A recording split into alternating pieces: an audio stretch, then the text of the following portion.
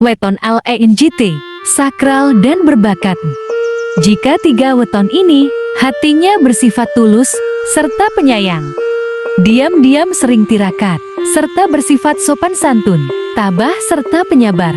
Tak pernah kau ketahui, sesungguhnya mempunyai kelebihan tersembunyi yang jarang untuk diperlihatkan. Sebenarnya dia pintar menebak, merasakan serta bisa mendeteksi kebohongan dalam dirimu seolah-olah dia pura-pura bodoh di depanmu. Dia memiliki jiwa spiritual tinggi, feelingnya kuat serta tajam tanpa kau sadari. Sehingga dia dijuluki weton langit.